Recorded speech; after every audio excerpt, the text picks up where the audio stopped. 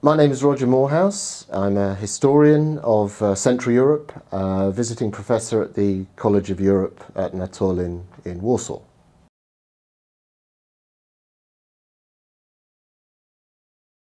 The Nazi-Soviet Pact, the Molotov-Ribbentrop Pact of 1939, is an essential part of the development of diplomatic relations in the run-up to World War II. It's an essential green light given by Stalin to Hitler to his war plans.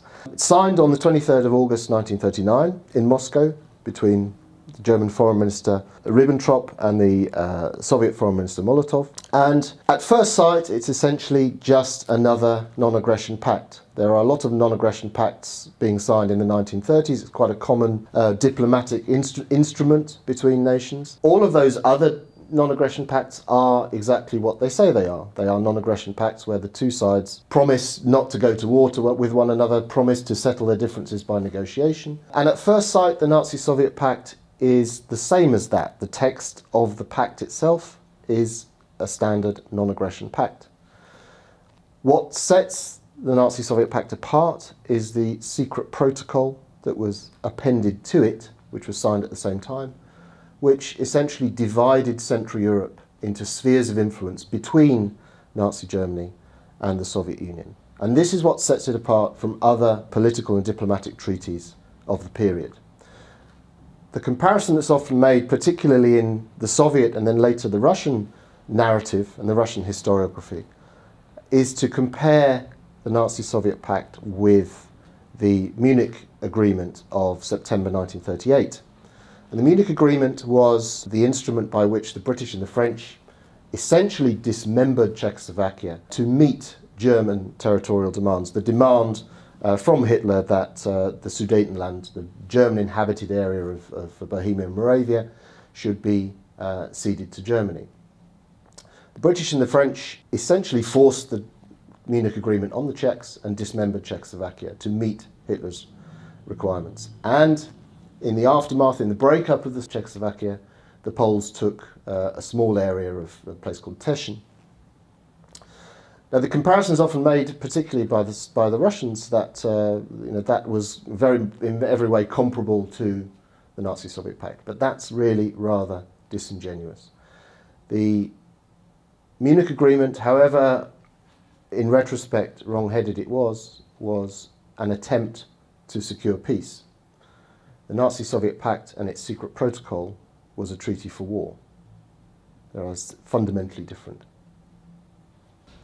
So the Molotov-Ribbentrop Pact, or the Nazi-Soviet Pact, was a non-aggression pact signed between Nazi Germany, Hitler's Germany, and the Soviet Union, signed on the 23rd of August 1939. And it contained within it a secret protocol. Crucially, this is what marks out the Nazi-Soviet Pact, contained within it a secret protocol which divided up Central Europe into spheres of influence between Nazi Germany and Stalin's Soviet Union. So this paved the way for World War II and essentially for the division of Central Europe.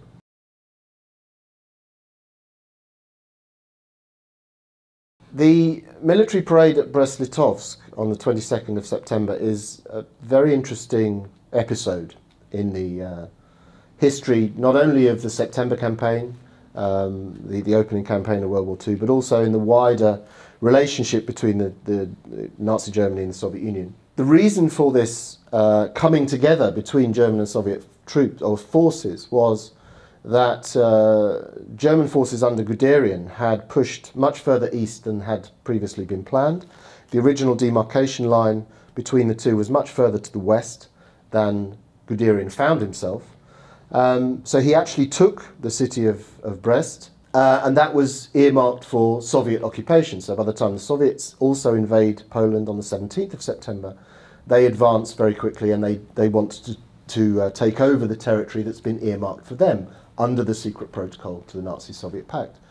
And the two sides there meet outside Brest, and Guderian and the Red Army commander on the spot, Semyon Krivoshin, decide the formalities for the handover of the city from German control to Soviet control.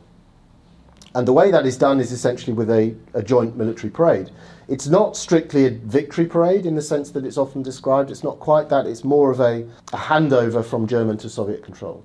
So there is a short German military parade, and then they bring down the German flag, and then the Soviet flag is raised, and then there is a Soviet military parade, Red Army parade. What's interesting about it is that it's one of the few examples, certainly captured on film and in photographs of the time, where you can see this German-Soviet collaboration in very clear terms. In most instances in the September campaign, the Red Army and the Wehrmacht, or German forces and Soviet forces, tended to keep a distance from one another, usually of about 25 kilometers. Stalin was very cautious about wanting to preserve the fiction of Soviet neutrality in 1939. He wanted to maintain this idea that the Soviet Union was neutral. So the idea that he was invading Poland in concert with the Germans was something that he didn't want to enter the public narrative. So hence the Soviet forces were always to keep this distance from the Germans.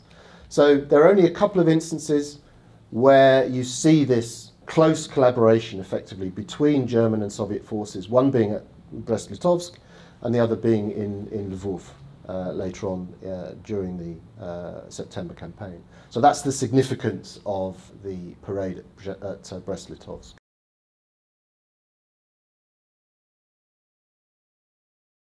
The two sides, the Wehrmacht and the Red Army in 1939, did tend to keep a distance from one another. Stalin was very keen to maintain the fiction of Soviet neutrality in the September campaign, but there were some very obvious examples of collaboration between the two. One of the most notable is the fact that the Soviet radio station at Minsk in Belarus broadcast the word Minsk repeatedly during the September campaign, and it was an agreement with their German counterparts that was to provide some sort of beacon, some sort of method by which particularly Luftwaffe airmen could actually navigate, because they could focus in on that broadcast. So again, that was a Soviet aid to German Luftwaffe navigation during the September campaign. So it's perhaps a small example, but it's quite a telling one. There's also the example of the German U-boat base, which was established up in the Soviet far north near Murmansk, which the Germans called Basis Nord, which was established at the same time, and this was to assist German submarine raiders attacking Allied shipping in the North Sea and in the Arctic. So that's another very good example of German-Soviet collaboration at this point. Beyond that, with reference to the September campaign itself, there are a few instances. Generally, the two sides kept their distance from one another. Where they did meet, there were examples of sort of mutual suspicion. The troops didn't entirely trust one another. They had both been told that, for the previous 10 years virtually, that the other side was their number one enemy. So it's very difficult to change those mindsets overnight. So they did tend to keep their distance from one another. But in certain examples, for example at Brest-Litovsk, also at Lvov with the siege of Lvov in September, there are examples where the two collaborate very closely. Subsequently, of course, during the after Poland's been defeated, there is a necessary cooperation between the two sides to regulate things like refugee traffic, to regulate the exchange of prisoners, both military and civilian. So there's a very close collaboration really in the administration of the two halves of occupied Poland between the Nazis and the Soviets. So that's something where is a chapter that really hasn't been, I think, properly examined in the literature, but it's a very interesting example of collaboration and cooperation between the two.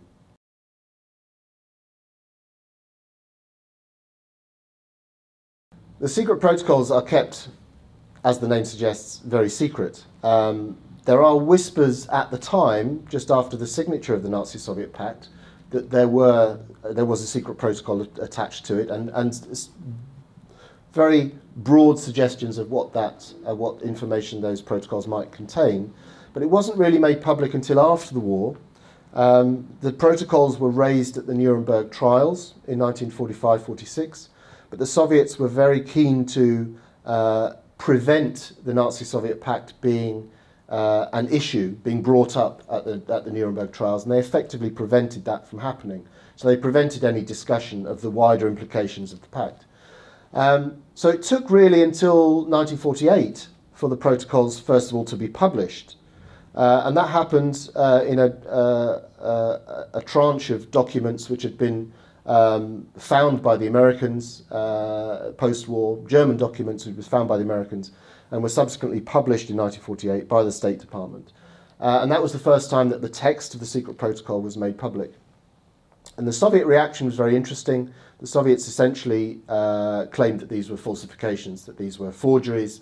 The Soviet policy was not to deny the Nazi-Soviet pact because that had been made public, but particularly to deny the secret protocols. So they denied the existence of the secret protocols right up until 1989. Interestingly, Vyacheslav Molotov, who had signed the pact and signed the secret protocol, denied the existence of the secret protocols right up to his death in 1986. So that was official Soviet policy until 1989, was to deny the existence of the secret protocols.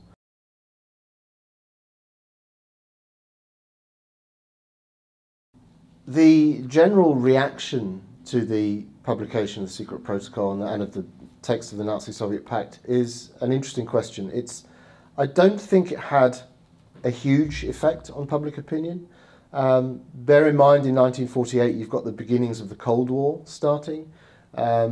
You're still also in the phase of sort of going through the prosecution of German war criminals, for example, is proceeding apace at that time. So essentially, there are other interests that are rather dominating the public narrative of World War II, and particularly in the Western narrative, the Nazi-Soviet pact in general tends to rather slip between the cracks. It doesn't get talked about. It sort of disappears from the public narrative. So this is where I think the narratives of World War II between Western Europe and Eastern Europe begin to diverge. Because in Western Europe, that aspect is not really talked about at all. And in Eastern Europe, you have this division between a public narrative and a private narrative. So the public narrative was that the Soviet state, the Soviet Union and its satellites officially denied the existence or the validity of the secret protocols. And you have, in the private sphere, around the kitchen table, around, in the family circle, you would have people discussing what became effectively a secret history. So they knew what happened. They knew about the deportations. They knew about the occupation of the Baltic States, for example, or the invasion of Eastern Poland in 1939.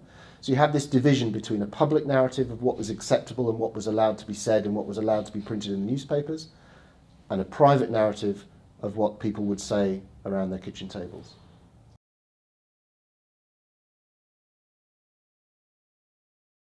The impact of the secret protocols of the Nazi-Soviet pact is enormous. We have to understand that it is down to the secret protocols that Central Europe is divided between Nazi Germany and the Soviet Union in 1939. That division ends effectively in 1941 with the German invasion of the Soviet Union, but then the Soviet gains from the secret protocol to the Nazi-Soviet pact are then restored unilaterally by Stalin in 1944-1945. So all of those gains that he took in concert with Hitler in 1939, he reclaims when the Red Army sweeps westward in 1944-45. So the Baltic States are reoccupied, whether they liked it or not. Eastern Poland is reoccupied and annexed to the Soviet Union. And essentially Stalin takes those gains from 1939 as his legitimate frontier in 1944-45. So the boundaries that we had up until 1989-91, with the collapse of the Soviet Union, the boundaries that we had up until that point were essentially the boundaries that were established under the secret protocol.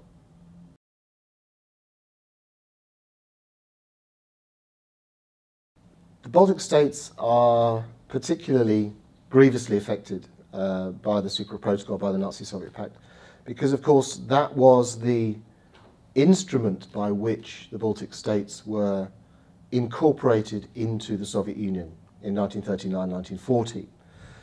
And that became then the same, if you like, legal instrument by which they were reincorporated in 1944-45. So the secret protocol particularly, but the Nazi-Soviet Pact more generally, became the basis upon which the national life of the three Baltic states was effectively destroyed, was effectively disrupted by that incorporation into the Soviet Union. So that became effectively the legal basis for the incorporation into the Soviet Union, which was something that the Baltic states tried very hard to resist, but ultimately unsuccessfully until the end of the Soviet period. The three Baltic states had made important progress, both socially, economically and politically in the interwar period.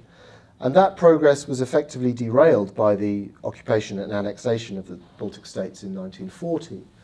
And from then on, until the end of the Soviet period in 1991, the Baltic states are effectively on a different trajectory politically and economically. That means they are part of the Soviet Union. They exist in a non-democratic political system, effectively a dictatorship. They are part of a political and social and economic experiment that the Soviet Union was. So it was really taken down a very different path, and one which was not terribly welcome or attractive to the majority of the population themselves. And of course it included all of those oppressive elements of Soviet rule, deportation, the secret police, the very tight restriction of any sort of discussion in the public sphere, that sort of thing. So it's a very difficult environment in which to exist. So that, and all of that, of course, the incorporation into the Soviet Union, the annexation, the occupation, all stemmed from the Nazi-Soviet Pact.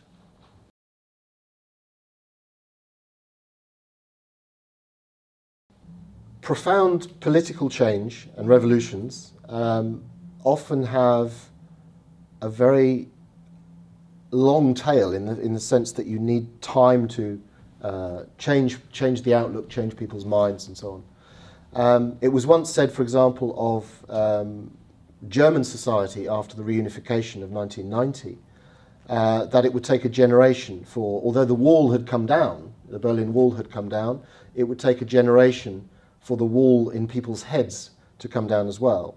And I think that's probably been broadly borne out by events, that it does take a long time for those ideas and preconceptions to change. And I think we can broadly apply similar concepts and similar restrictions and similar problems to Baltic societies and Soviet societies in general, that it takes a long time for those ideas to dissipate. I think the Baltic states particularly have a number of very important advantages in that struggle. The first of which being that they have a tradition, political and a historical tradition, of being part of Europe, of wanting to cleave to those broader European traditions of tolerance and democracy and so on, which perhaps is not shared by other ex-Soviet republics. But that's one thing that I think prepared the ground for that mental shift and aided that mental shift very well. Secondarily, I think the integration into the main Western European institutions, most notably the EU and also NATO, that's been crucial, I think, in cementing the position of the Baltic states within the Western sort of political and military framework. And I think that's also been crucial in realizing that, that shift and making sure that shift is as permanent as it can be. So it does take time, but I think the Baltic states have done very well to have changed their mentality, their outlook, their societies as swiftly and as seamlessly as they have done.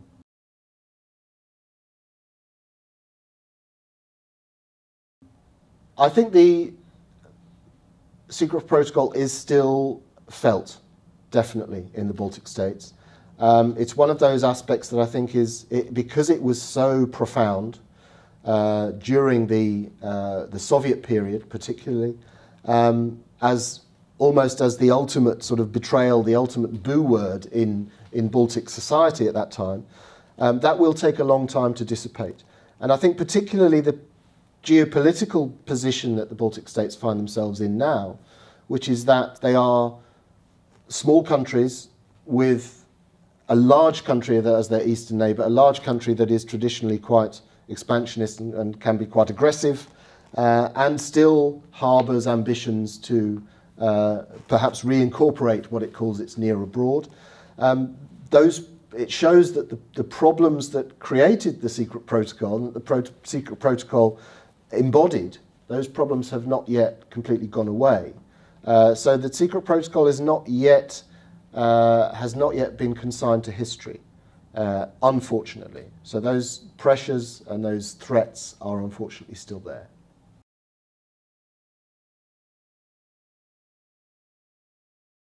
The Baltic Way was organised as a way of effectively protesting against the annexation of the Baltic states.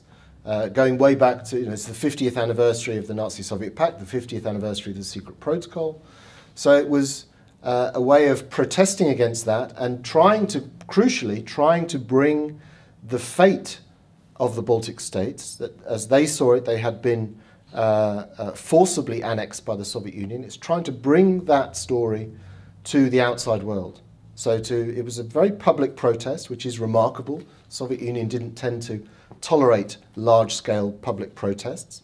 But crucially, it was an attempt to appeal to the outside world, to say, this is our fate. We are being forcibly held within the Soviet Union, and to appeal for help to the outside world.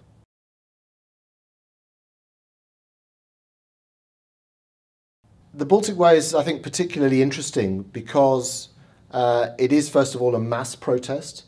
There's upwards of 2 million people participated in the Baltic Way protest. It was effectively a human chain that spanned the three Baltic republics, spanned something like 700 kilometers in length. So meticulous in its organisation, first of all, to actually coordinate that large number of people. Also, it was transnational, which is crucial, so across the three republics of the Baltic states, which is tremendously impressive from a logistical point of view. Also politically, it's very significant.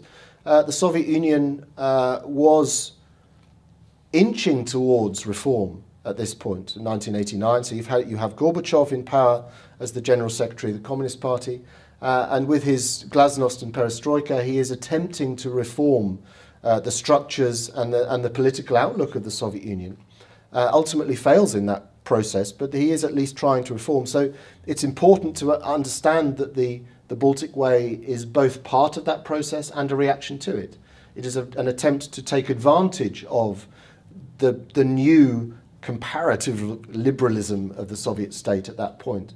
So it's interesting, for example, that there's not really much of an official crackdown in the aftermath of the Baltic Way. Which is quite an interesting aspect. So there is a propaganda counter-narrative given by the Soviet press and others, but there's not much in the way of a clampdown, and that I think is quite important to recognise.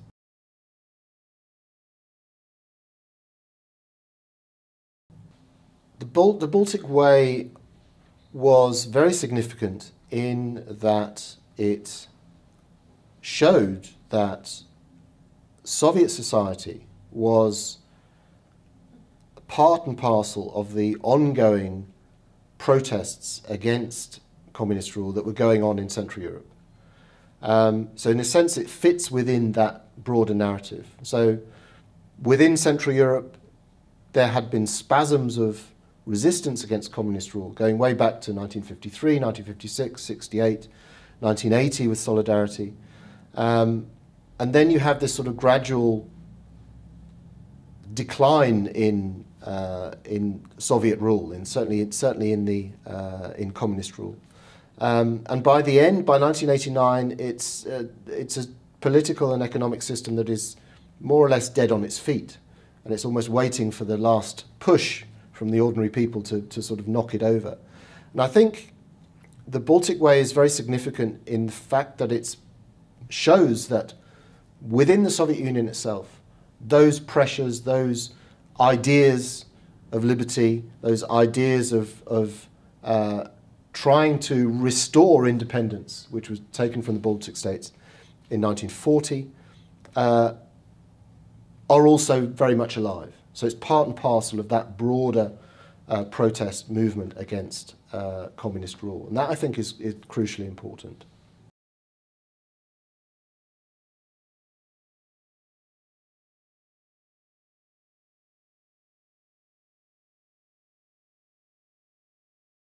The Baltic Way, that date, 23rd of August, is one that for a long time didn't mean much to the outside world, beyond those countries directly affected by the Nazi-Soviet Pact. And that, the Black Ribbon movement began in 1986, and it was driven really by exiles from Central Europe, in Canada and America and elsewhere. And it became a real effort to try and, I think, change the public narrative, to try and put the story of the Nazi-Soviet Pact, to put Soviet aggression, actually, to put Soviet aggression at the centerpiece of the new narrative of World War II, to juxtapose it with Nazi aggression, Nazi oppression of societies. And I think that was an important point to make, because Western narrative of World War II was still very much overly focused, perhaps, on German atrocities, on German actions. And the Soviets had very successfully honed their own narrative of World War II to say that the war only started in 1941, that they were always on the side of the Allies, they were always on the side of right versus wrong, and actually to try and change that narrative took a lot of effort, and is still ongoing. It's still a process that's ongoing. And crucially, I think the 23rd of August is one of those moments where it demonstrates that not only is there a large area of the history of World War II that the conventional narrative tends to ignore, but also it's a strong pointer which shows us that there's no moral case for communism, that communism is just as immoral as Nazism was. It was just as willing to incarcerate entire populations, to deport populations that it disapproved of, to utilize judicial and extrajudicial murder, to persecute individuals and societies. So all of those things, I think, are within that narrative of the Nazi-Soviet Pact, the secret protocol, that annexation, occupation of Central Europe, in that period, 1939 to 41, that period of collaboration between Stalin's Soviet Union and Nazi Germany. And it's a crucial lesson that we, particularly within the Western narrative, we need to learn that, we need to use that narrative to counterbalance the rather simplistic narrative that we conventionally have of World War II.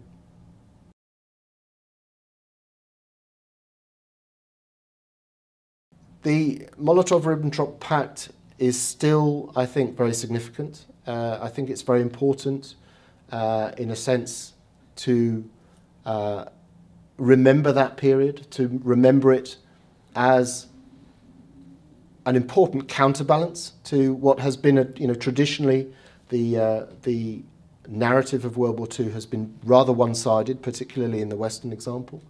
And I think it's important to remember that there were two totalitarian villains in World War II, not one. And this period of the Nazi-Soviet Pact, or the Molotov-Ribbentrop Pact, is one that shows us those two villains very clearly in operation and crucially in collaboration with one another. And it's an area that has traditionally been airbrushed, has been forgotten from the Western narrative. So I think it's very important that we remember that. And for that reason alone, it deserves to be part of our collective narrative of World War II. For a modern world, looking at that, the story of the Molotov-Ribbentrop Pact, I think it's a lesson in maintaining international alliances, maintaining international contacts,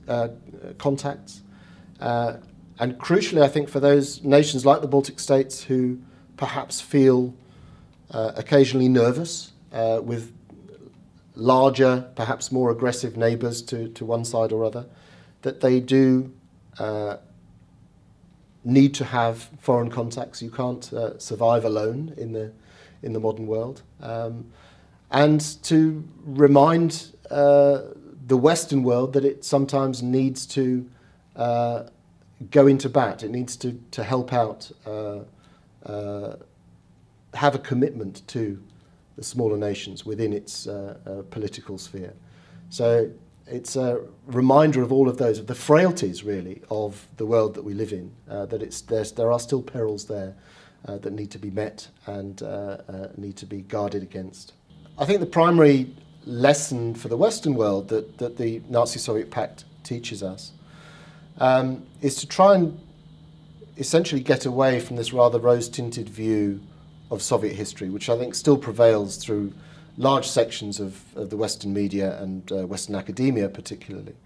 The period of the Nazi-Soviet Pact, the 22 months of collaboration between the two, between Hitler's Germany and Stalin's Soviet Union, is a very clear lesson that these two totalitarian regimes were almost comparable in their nefarious intent, in their wickedness. There were no good guys between Nazi Germany and the Soviet Union. And I think this particular period is a very useful indicator of that joint wickedness. And I think it can be used, it needs to be better known in the Western narrative of World War II. And if it is better known, it's a very useful antidote to this rather rose-tinted view of Soviet history.